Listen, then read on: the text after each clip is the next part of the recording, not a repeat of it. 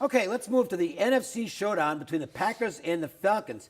These teams, familiar with one another, they met in Atlanta in January to decide the NFC Championship. Obviously, the Falcons came away with the win, 44-21.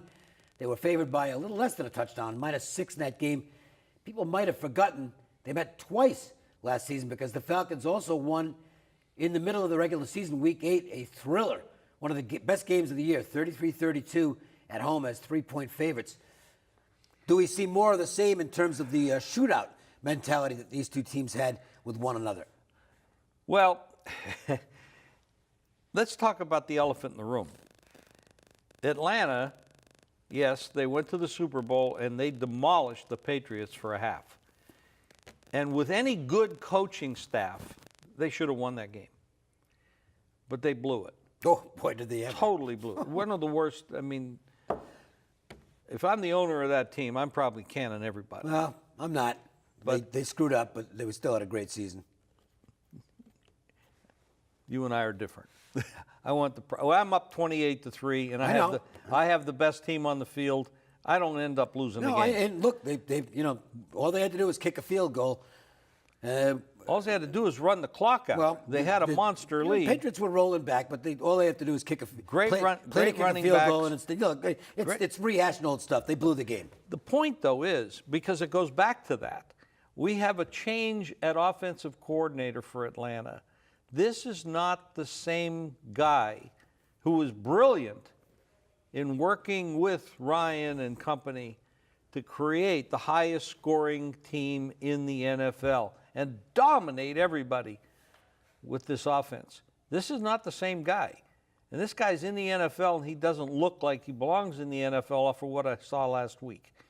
So this is a different guy, different play caller, different chemistry. That's huge. And you're going up against what I consider the best quarterback in football, in Aaron Rodgers. And they have double revenge off last year. Better than Scott Tolzien? It's close. It's real close. Oh boy. Oh, that's another story. Well, we won't be seeing much of him anymore. Starting this week. Yeah, this is a good football game. Yeah, this is a great. It's a great 8:30 Eastern time game. Look, I know this is a big deal was made about this last week, but it's not just a week one thing.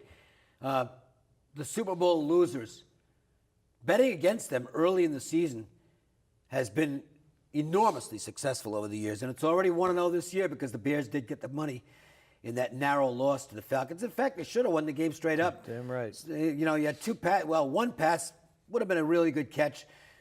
I believe it was the second down pass.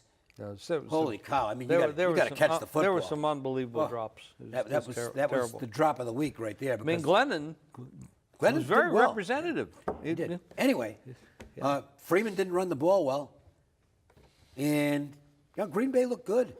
I think Green Bay is a hungry football team. I think the Packers the personnel on that team kind of gets it, that their window is starting to lower.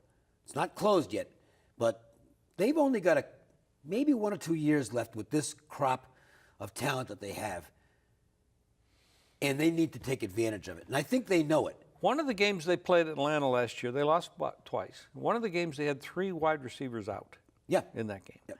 This is a healthy Green Bay team. Grant, there is one thing that bothers me about this. And let me tell you what we're looking at right now. We're looking at 53.5, which is a reasonable number for 2 offensive powerhouses like this. The game was 3, but the 2.5s are showing up. And the 3 with the Green Bay side having a little bit more favoritism with that number. So even though Atlanta's got home field advantage, it's not fully showing up in the line because it should be solid 3, maybe even favored. New stadium, too. New stadium opening. That doesn't always work. No, it doesn't. That doesn't always work. They're not as familiar with the surroundings. They played a little exhibition football there, and that's it. This is a tough game, and I'm big on this offensive coordinator stuff, and I didn't like Sarkisian. Is that what his name is? I can't. The offensive coordinator. Yeah. Sarkisian, the former Washington head football coach. Right. I wasn't impressed. I thought he called a college game last week, and that's where he comes from, college. So this is a big drop-off in offensive coordinator, and I'm really big into offensive and defensive coordinators as much or more as head coaches.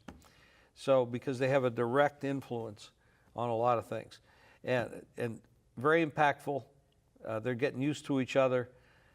This is a tough spot for him against a really good football team. Aaron Rodgers is coming to play. My take on the game is, and I have not bet this game yet. I might. We'll have to see. But if I do, it's going to be Green Bay or nothing. I won't be on the Falcons. So take that for what it's worth. Now, Jeff Sadet might have a stronger opinion on this. Let's find out right now. Let's see what Las Vegas Sports Services thinks about this game. Jeff? Can't call the side as this one may come down to the last play, but I have no problem pulling the trigger on the total. The game was indoors, featuring two of the best quarterbacks in history and loads of skill position talent on offense. They met twice last season with final scores of 33-32 and 45-21. And in the first meeting, Aaron Rodgers was without his top three targets. This Green Bay offense is even better this season with the addition of tight end Martellus Bennett. The secondary was second worst against the pass last season and faces an Atlanta team that was tops in scoring last year and looks just as potent. Both teams will score at least 30 points, so play the Packers and the Falcons to go over the total. Las Vegas Sports Services has a special this week, 7 days of service in all sports. That's plays every day for only $29, and that will include a $500 blockbuster release going this weekend on the gridiron that's guaranteed, or the rest of September is free. Just call 866-546-9467. Back to you guys. Okay, thanks, Jeff. When we come back, we'll have more NFL observations to run through to get you prepared for this weekend.